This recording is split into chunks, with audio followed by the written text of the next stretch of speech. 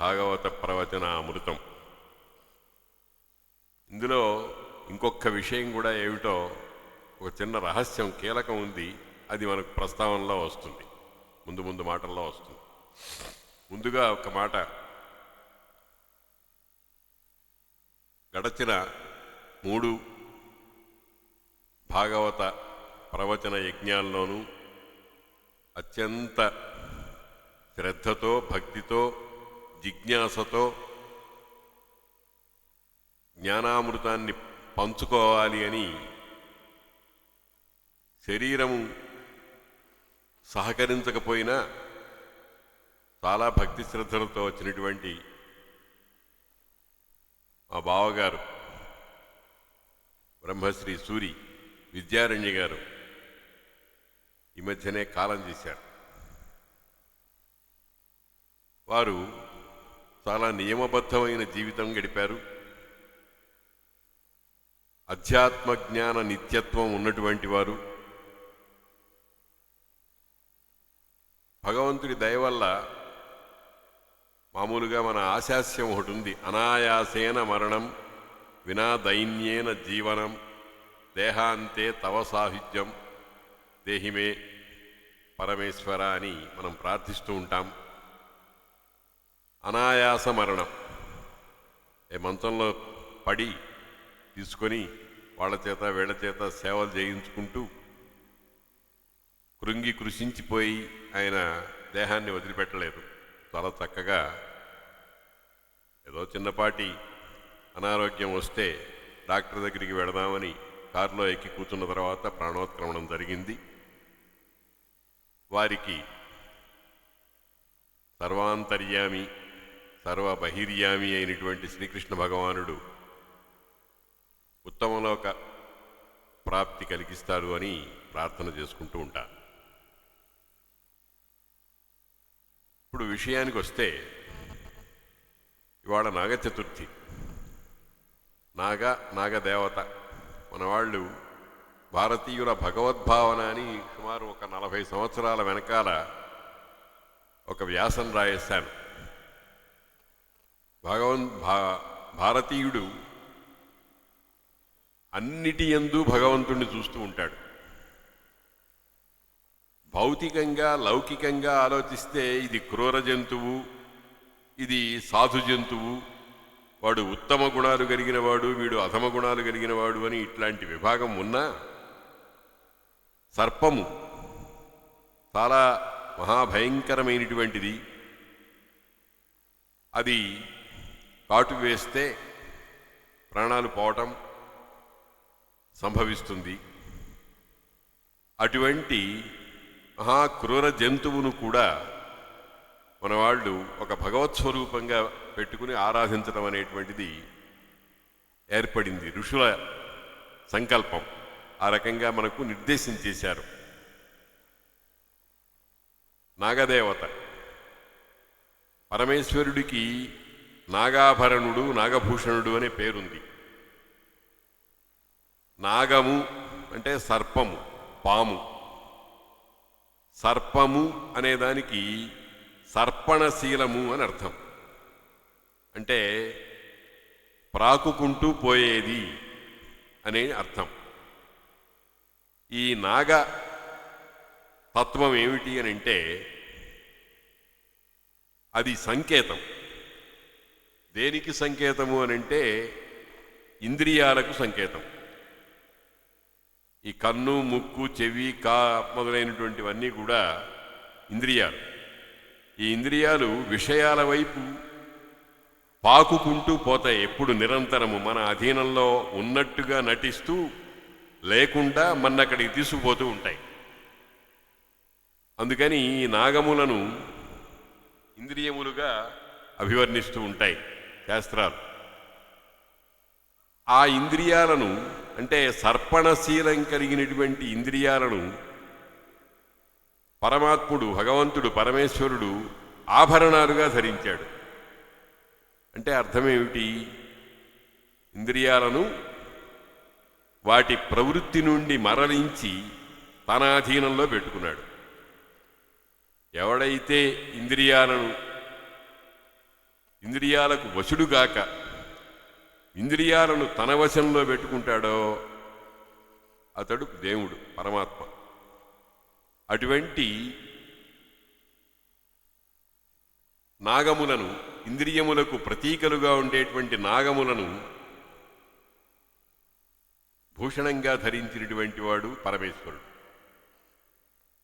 పరమేశ్వరుడు ధరించినాడు కనుక నాగ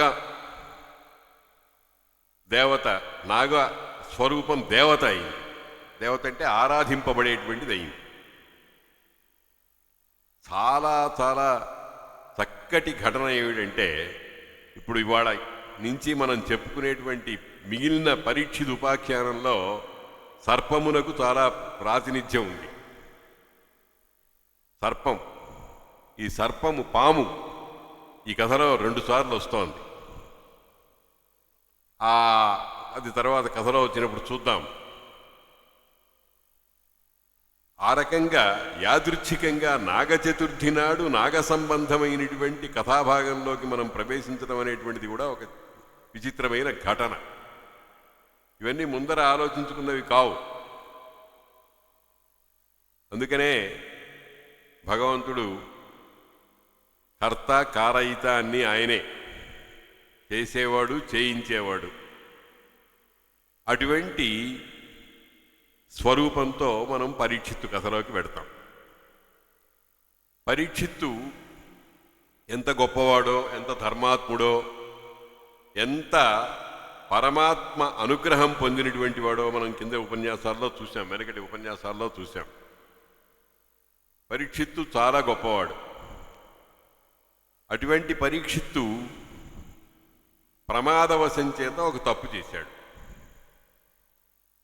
మన ఆలంకారిక సిద్ధాంతాల్లో భారతీయులది రస సిద్ధాంతము, పాశ్చాత్యులది దాన్ని కెథార్సిస్ అంటారు. అంటే దేహంలో ఉండేటువంటి భావజాలాన్నంతటినీ కూడా కుమ్మరించి వేయడం, బయటికి కుమ్మరించి వేయడం, దాన్ని కెథార్సిస్ అనేటువంటి ఒక సంప్రదాయంగా పాశ్చాత్యులు చేస్తారు. వాళ్ళు విషాదాంత స్వరూపాలను ఎక్కువగా ఆదరించారు.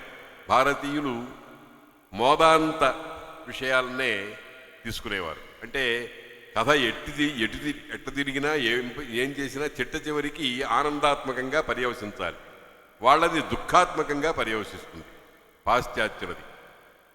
అయితే దాంట్లో కూడా ఒక చమత్కారమైనటువంటి ఆలోచింపదగినటువంటి విషయం ఒకటి ఉంది. ఏమిటంటే ప్రపంచమంతా దుఃఖమయం. జీవుడు తెలిసో తెలియకో కర్మవశం చేతనో సంస్కారవశం చేతనో ఏదో ఒక తప్పు పని చేస్తూ ఉంటాడు. తప్పు పని చేయకుండా సృష్టిలో ఎవ్వడు ఉండడు, భగవంతుడు తప్ప ఇంకెవడు చేయడు.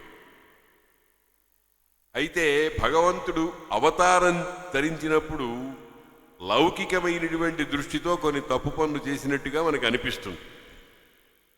మనకు అనిపించినంత మాత్రం చేత తప్పు కాదు, మనకు అనిపించినంత మాత్రం చేత ఒప్పు కాదు. తప్పు ఒప్పు అనేదానికి ప్రమాణం ఉంది. ఆ ప్రమాణాన్ని ఏమంటారంటే శాస్త్ర ప్రమాణం అని అంటారు. భగవద్గీతలో చాలా చక్కగా చెప్పారు. తస్మాత్ శాస్త్రం ప్రమాణంతే కార్యాకార్య వ్యవస్థితౌ జ్ఞాత్వా శాస్త్ర విధానోక్తం కర్మ కర్తుమిహార్హసి. ఇప్పుడు మహానుభావులు, కారణజన్ములు, అవతార పురుషులు అయినటువంటి వాళ్ళు మన దృష్టితో ఏదో ఒక తప్పు చేసినట్టుగా కనిపించినంత మాత్రం చేత అది తప్పు అని అనకూడదు. ఉదాహరణకు శ్రీరామచంద్రుడు వాలి విషయంలో పరోక్షంగా ఉండి చంపాడు, తనతో యుద్ధం చేయనటువంటి వాడిని చంపాడు అనేటువంటి ఒక నింద అనాదిగా వస్తోంది. ఇప్పటిదాకా దాన్ని బాగా కూలంకషంగా చర్చించి రాముడిది తప్పు కాదు వారిదే తప్పు అని నిరూపించారు పుస్తకంలోనే, గ్రంథంలోనే. అవన్నీ చూడకుండా మనం పై పై చూపులతో ఏమంటామంటే రాముడు చెట్టుచాటు నుండి చంపడం ఏమిటండి అని అన్నాడు. నేను ఇదివరకు చెప్పినాను, ఒక విషయం ప్రస్తావన చేశాను. ఎంత దేవుడైతే మాత్రం బుద్ధి లేకుండా చెట్టుచాటు నుండి చంపడం ఏమిటండి అన్నాడు ఒక అభావు. ఇప్పటికి కూడా అట్లాగా అనుకుంటూనే ఉన్నారు. అటువంటి వాళ్ళని మనం ప్రార్థించాలి, ఒకటే ప్రార్థించాలి, అయ్యా మీరు గ్రంథ భాగాన్ని జాగ్రత్తగా గమనించండి, ప్రమాణం ఏదో ఒకదాన్ని మీరు మనసులో పెట్టుకోండి, దానిని బట్టి ఇది తప్పు ఒప్పు అని నిర్ణయం చేయండి, అంతేగాని నోటికొచ్చినట్లు మాట్లాడద్దు అని వారికి ఒక ప్రార్థన చేయక తప్పదు. కానీ మన ప్రార్థన వాళ్ళు వింటారని నాకేం నమ్మకం లేదు. ఎందుకనంటే వాళ్ళందరూ కూడా వాల్మీకి కంటే వ్యాసుడి కంటే ఓ పైన బెత్తడి పైన ఉన్నామని అనుకుంటున్నారు కనుక. నిజానికి వ్యాస వాల్మీకుల కాళ్ళ కింద పాద రజం కూడా, దాంతో కూడా మనం పోలం. కానీ దురహంకార పూరితులైనటువంటి మహానుభావులు కొంతమంది వాళ్ళకంటే మేము బెత్తడి పైన లేమా అని అనుకుంటూ ఉంటారు. వాళ్ళు ఇటువంటి చేస్తారు. అయితే వాటిని గురించి మనం పట్టించుకోక తప్పదు ఒక్కొక్కసారి. ఎందుకనంటే కథా పరమార్థాన్ని మనం జాగ్రత్తగా గమనించాలి అని అంటే వాటిని గురించి కూడా ఆలోచించాల్సి వస్తుంది. అందుకని రాముడు వాలి రాముడు ఇద్దరు కూడా మాట్లాడుకున్నారు చాలాసేపు. బాణం పెట్టి కొట్టిన తర్వాత మాట్లాడుకుని చిట్ట చివరికి రాముడు దానికి పాయింట్ బేస్డ్గా ఒక్కొక్క పాయింట్కి సమాధానంగా, ఇగో ఈ కారణం చేత నువ్వు నన్ను ఏ దోషాలు నా ఎందు చూపించి నన్ను అధిక్షేపిస్తున్నావో వాటికి సమాధానం ఇదయ్యా అని చాలా చక్కగా చెప్పాడు. ఆ ఘట్టం చాలా గొప్పగా ఉంటుంది. ఆ ఘట్టాన్ని చూసి అదంతా విన్న తర్వాత శ్రీరామచంద్రుని మాటలన్నీ విన్న తర్వాత వాలి పరమతృప్తితో, స్వామి నన్ను నీవు కాపాడావు, రక్షించావు, నేను నీకు దాసుణ్ణి అని చెప్పి ప్రాణం వదిలేశాడు. వాలి ఒప్పుకున్నా మనం ఒప్పుకోవడంలా, అది ఆశ్చర్యం. వాలి నీ తప్పేం లేదయ్యా, తప్పంతా నాదే, నీవు నన్ను శిక్షించడం అనేటువంటిది ధర్మమే అని వాలి సాక్షాత్తుగా చెప్పినటువంటి వాక్యాలు వాల్మీకి రామాయణంలో ఉంటే మనవాళ్ళు కొంతమంది అంటూ ఉంటారులేండి, అట్టా రాశాడండి వాల్మీకి గారు, కానీ తప్పు తప్పే కదా అంటూ ఉంటారు. ముందర అసలు ప్రతిదానికి కూడా మనం ఏదైనా ఒక ఆర్గ్యుమెంట్ చేసినట్టయితే నీకు ముందర ప్రమాణం ఏమిటో చెప్పాలి. ఏది ఆధారంగా చేసుకుని నువ్వు మాట్లాడుతున్నావు, ఏది ప్రమాణము? నా బుద్ధికి తోచింది అని అంటే కుదరదు. నీ బుద్ధి సరైన బుద్ధి అని అనుకోనక్కర్లేదు. కాబట్టి ప్రమాణం చెప్పాలి. అందుకనే భగవద్గీతలో ఏం చెప్పారు? తస్మాత్ శాస్త్రం ప్రమాణంతే. నీకు శాస్త్రము ప్రమాణమయ్యా అన్నారు, కానీ అంతఃకరణ ప్రవృత్తి ప్రమాణం అని అనలే. అది కూడా ప్రమాణమే. ఎవరికంటే సతాం, తపస్సు పండించుకున్నటువంటి వాళ్ళకి. కాబట్టి అటువంటి 6 ఆక్షేపణలు మనం చెబుతూ ఉంటాం. దీన్ని భగవదపచారము, భాగవతాపచారము అనాలి. వాళ్ళలో తప్పు పట్టాలి అనేటువంటి ఆలోచన అనేటువంటిది భగవదపచారము, భాగవతాపచారము. భాగవతాపచారాలు చేసినటువంటి వాడికి సుగతి ఉండదు. అంటే నేను శపించడం లేదు, స్థితి చెప్తున్నాను. కాబట్టి ఒక కీలకమైన అంశం ఏమిటంటే, ఈ సృష్టిలో ప్రతి మానవుడు కూడా ఎంత ధర్మాత్ముడైనా, ఎంత గొప్పవాడైనా సరే, పూర్వజన్మ సంస్కార వశంచేతనో లేకపోతే రాబోయేటువంటి ఒకానొక పరిస్థితిని ముందే అతడికి 6th సెన్స్ అని మనం ఈ రోజుల్లో అంటున్నామే, అటువంటిది స్ఫురించడం చేతనో ఏదో ఒక పని చేస్తూ ఉంటాడు. ఆ పని చేసినందువల్ల అతడు దాని ఫలితాన్ని అనుభవిస్తాడు. ఆ ఫలితాన్ని అనుభవించడం అనేటువంటిది అనుభవించేటప్పుడు నాకు అతను ద్రోహం చేశాడు భగవంతుడు అని అనుకోడు, నాకు నేను ద్రోహం చేసుకున్నాను అని అనుకుంటాడు. ఈ పూర్వరంగం అంతా ఎందుకు మనం చెప్పుకోవాల్సి వస్తుందంటే పరీక్షిత్ మహారాజు ధర్మోత్తరంగా ఈ దేశాన్ని పరిపాలిస్తూ ఒకసారి వేటకు వెళ్ళాడు. వేట అనేటువంటిది అందులో రెండు అంశాలున్నాయి. ఒకటి రాజధర్మం, అది ఇంకొకటి వ్యసనం. రాజధర్మం ఎట్లా అవుతుంది అని అంటే అరణ్యాల్లో పర్యంత భూములలో క్రూర మృగాలన్నీ కూడా పెచ్చు పెరిగిపోతూ ఉంటాయి. అవి జనపదాల మీదకు వచ్చి ప్రజలందరినీ హింసిస్తూ ఉంటాయి, పంటలు పాడు చేస్తూ ఉంటాయి. మొత్తానికి ఒక శాంతి భద్రతలు లేని స్థితి కల్పిస్తూ ఉంటాయి. వాటిని ఎదుర్కొని వాటిని నిలువరించేటువంటి శక్తి సాధారణమైనటువంటి ప్రజలకు ఉండదు. రాజు ధర్మం అది, వాటిని కూడా హద్దులో పెట్టి వానికి అవసరం వస్తే వాటిని చంపివేసి లోక స్థితిని చక్కగా కాపాడుతూ ఉండాలి. ఇది పాలనలో భాగం, అప్పుడది ధర్మం. రెండవది వ్యసనం. వ్యసనం అని అంటే దాంట్లో చిక్కుకుపోవడం, దాంట్లో మునిగిపోవడం, ఆ పని చేయకుండా ఉండలేని స్థితి ఏర్పడుతుంది. అయితే అది తక్కిన మనుషుల విషయంలో వ్యసనం. ధర్మరాజు, పరీక్షిత్తు మొదలైనటువంటి వాళ్ళ విషయంలో అది ధర్మంలో భాగమే. వ్యసనము అనేదానికి మనం ఎట్లా నిర్వచనం చెప్పాలి అంటే ఏ పని చెయ్యకుండా మనం ఉండలేమో, ఎటువంటి పరిస్థితిలోనైనా సరే దాన్ని వ్యసనంగా భావిస్తాం. ఎప్పుడో యాదృచ్ఛికంగా ఒకసారో రెండుసార్లు చేసిన దాన్ని వ్యసనం అని అనుకోకూడదు.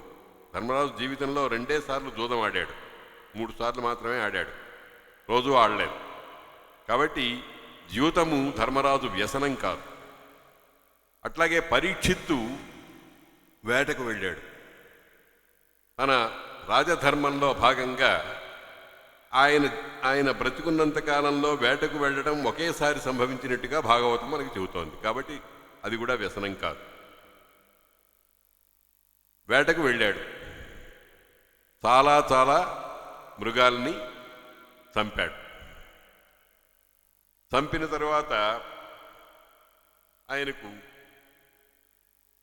తీవ్రమైనటువంటి దాహమైంది. ఆ దాహం అయితే దాన్ని తీర్చుకోవడానికి ఒక మహర్షి ఆశ్రమానికి వెళ్ళాడు. ఇట్లు వాటంబైన వేట తమకంబున మృగంబుల వెంటం తగిలి బుభుక్షా పిపాసల పరిశ్రాంతుండై ధరణీకాంతుడు చల్లని నీటి కొలంకులు కానక కలంగెడు చిత్తంబుతో చని ఒక్క తపోవనంబుగని. తీవ్రంగా వేటాడాడు, అలిసిపోయినాడు. దమ్ము పట్టడం అనేది ఒకటి ఉంటుంది చూడండి. శరీరంలో దమ్ము ఉన్నంత వరకు ఆ పని చేస్తూ ఉంటారు. ఆ దమ్ము అనేటువంటిది పోయిన తర్వాత వాడిని ఆ దమ్ముని కూర్చుకోవడానికి ప్రయత్నం చేయాలి. అందుకనే చెప్తున్నాడు, ఇట్లు వాటంబైన వేట తమకంబున. వేటాడేటప్పుడు దాని యందే లగ్నమైన బుద్ధి ఉండాలి. దాన్నే తమకం అంటారు, ఒళ్ళు తెలియని స్థితి. వేటాడుతూ ఇంకో దేని గురించో ఆలోచించకూడదు. ఏ పని చేస్తుంటే దానినే ఉపాసనగా చెయ్యాలి. వేట తమకంబున మృగంబుల వెంటం తగిలి బుభుక్షా పిపాసల పరిశ్రాంతుండై. బుభుక్ష అంటే ఆకలి, భోక్తుమిచ్చ, తినాలి అనేటువంటి కోరిక. పిపాస అంటే పాతుమిచ్చ, పాతు త్రాగుటకు, నీరు త్రాగాలి అనేటువంటి భావన కలిగినప్పుడు పిపాస అంటారు. అన్నం తినాలి అనేటువంటి భావన కలిగినప్పుడు బుభుక్ష అంటారు. ఇవి మానవుడికి తప్పని, జీవుడికి, ప్రతి జీవుడికి ఉండేటువంటివే బుభుక్ష పిపాసలు. వీటిని షడూర్ములు అని అంటారు. 6 తరంగాల్లాంటివి జీవితంలో. శోకము, మోహము, బుభుక్ష, పిపాస, తర్వాత చిట్ట చివరకు చనిపోయేటప్పుడు కలిగేటువంటి మృత్యు భయము, ముదిమి. వీటిని 6 ఊర్ములు అని అంటారు. ఊర్ములు అంటే తరంగాలు అన్నమాట. తరంగాల్లో పడినటువంటి వాడు ఏ విధంగా వశమైపోయి పాడైపోతూ ఉంటాడో ఆ రకంగా. దీన్ని గురించి చాలా చక్కగా విశ్లేషించి చెప్పారు భారతంలో. ఇందులో మొదటి 2 మొట్టమొదటి స్థితి అంటే బాల్యం నుండి వచ్చేవి, సహజం, తక్కిన వాటిలాగా ఉండేవి. ఇంకొక 2 మధ్యలో వచ్చేవి, ఇంకొక 2 చిట్ట చివరికి వచ్చేవి. జీవితంలో మొత్తం మీద ఈ 3 పరుచుకుని ఉంటాయి. అటువంటి షడూర్ములలో 2 అయినటువంటి బుభుక్ష, పిపాస అనేటువంటి రెండింటినీ కూడా ఎప్పటికప్పుడు తీర్చుకుంటూ ఉండాలి. కాబట్టి బుభుక్ష పిపాసల పరిశ్రాంతుండై, చాలా అలసిపోయినటువంటి వాడై, అంటే ఇంకా ఏం పని చేయలేడనమాట. దీన్ని శ్రీకృష్ణ భగవానుడు కూడా ఒకసారి అనుభవించినట్టుగా భారతంలో ఒక చక్కని కథ ఉంది. సౌభ వధ అని ఒక ఉపాఖ్యానం ఉంది అరణ్య పర్వంలో. శాల్వరాజు అనేటువంటి వాడికి ఒక నగరం ఉంది, సౌభ నగరం దాని పేరు.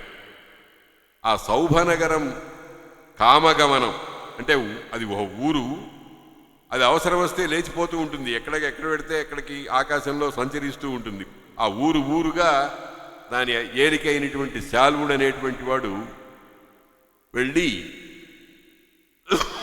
వాళ్ళని వీళ్ళని హింసించి వస్తూ ఉంటాడు. ఆ శాల్వుడు ఒకసారి కృష్ణుడితో యుద్ధానికి వచ్చాడు ద్వారకా నగరానికి. అప్పుడు కృష్ణుడు లేడు ద్వారకలో. హస్తినాపురంలో అక్కడ